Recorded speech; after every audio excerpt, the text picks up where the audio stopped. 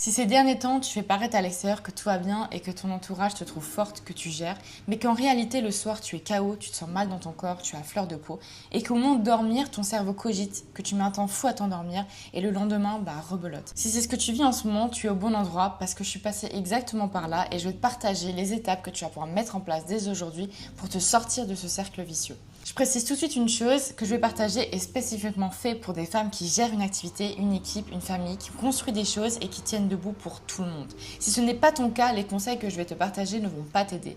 Mais si mon message te parle, cette vidéo peut t'éviter des mois, voire des années à chercher seul ce qui ne marche pas. Et en fin de vidéo, tu sauras comment mettre en place les conseils. Je m'appelle Madeleine, j'ai fait de longues études, un master en sport santé, des années à étudier le corps humain, la physiologie du stress, l'alimentation, le mouvement. Ensuite, j'ai dirigé un club de sport santé en parallèle de mon autre entreprise dans le marketing. Si je te dis tout ça, c'est parce que malgré cette réussite, j'ai vécu exactement ce que tu es en train de vivre. Ça a été bien plus long et bien plus dur que ce que je pensais et je sais à quel point c'est difficile d'en parler à quelqu'un. Mon histoire, la voici. Je réussis tout, mon activité tourne, mes clientes sont satisfaites, j'ai l'image d'une femme forte, indépendante qui gère et c'est vraiment ce que je renvoie. Mais à l'intérieur, je me noie. Ma seule réponse, c'est de me réfugier dans le travail parce que c'est le seul endroit où je me sens compétente, le seul endroit où j'ai l'impression d'exister. Alors je force comme une brute. Et mon corps commence à m'envoyer des signaux énormes. Un stress permanent, un sommeil complètement cassé, un nœud dans le ventre en continu, des crises de boulimie sur le chocolat à minuit pour essayer de faire redescendre la pression. Le pire, c'est que je ne vois rien. J'ai un master en sport santé, je connais le corps et sur moi, je ne vois rien venir parce que quand tu es dedans, tu n'as aucun recul. Tu crois que tu gères, tu dis que c'est une période, mais au fond de toi, tu sais que tu te mens à toi-même. Mes journées, je suis Wonder Woman et le soir, mon corps est tellement saturé qu'il ne supporte plus rien. Je finis mes nuits en larmes, coupable à me répéter que je suis nulle. Vraiment, une machine le jour, une épave le soir. Et un jour, quelqu'un de mon entourage voit ce que je ne vois pas et elle me pose une question. Est-ce que tu traiterais une femme que tu aimes comme tu es en train de te traiter toi? Et là, tout s'effondre. Parce que la réponse, évidemment, c'est non. Et ce que je n'avais pas compris, c'est que mon corps n'était pas fatigué, il était bloqué. Il essayait de me dire des choses depuis des mois, sauf que je les entendais plus. Il était en alerte depuis tellement longtemps que j'avais fini par oublier ses signaux. Et même par croire que c'était normal de vivre comme ça. Et un corps qui vit en alerte permanente ne lâche rien. Peu importe les efforts que tu fais, tant que l'alerte ne redescend pas, ton corps garde tout. On le sait toutes, on est les meilleurs pour conseiller les autres, mais quand il s'agit de soi, on ne peut pas avoir le recul nécessaire pour sortir la tête de l'eau. Et c'est pour ça que tu n'y arrives pas seul.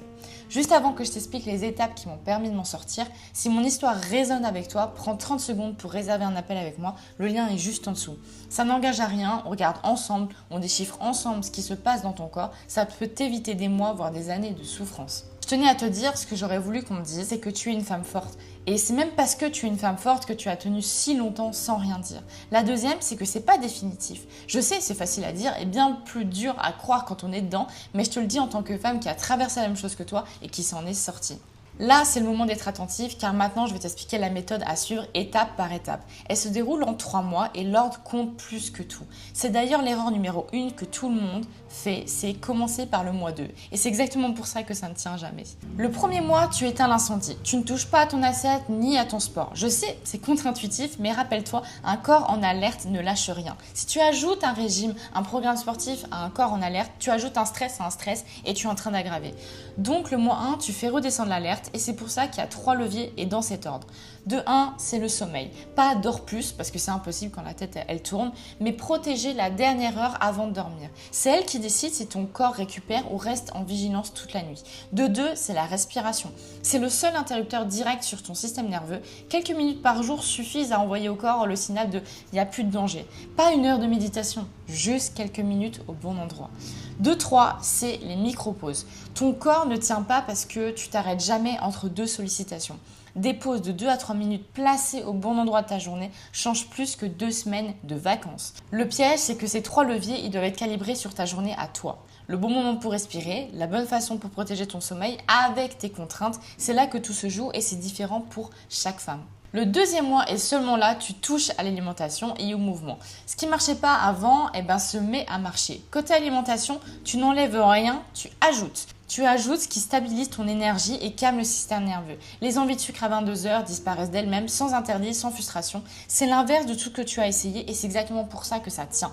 Côté mouvement, pas plus de sport, mais le bon type de sport. Un corps qui sort d'épuisement n'a pas besoin d'intensité, sinon ça relance le stress. Il a besoin de mouvements qui reconstruisent sans épuiser. C'est le mois où les femmes me disent « Je me sens redevenir moi ».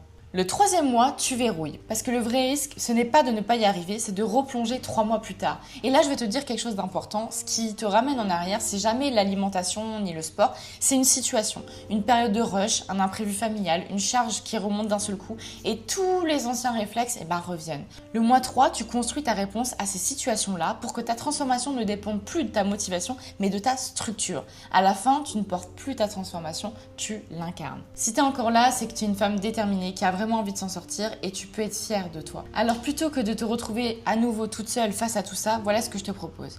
On prend un moment ensemble et on regarde ce qui se passe dans ton corps, ce qui te bloque vraiment. Dans le meilleur des cas, on travaille ensemble, on va chercher cette femme forte et confiante que tu es. Et si je vois que je ne suis pas la bonne personne pour toi, je te le dis franchement et je te dis vers quoi te tourner. Dans les deux cas, tu ressors fixé, le lien est juste en dessous. À tout de suite.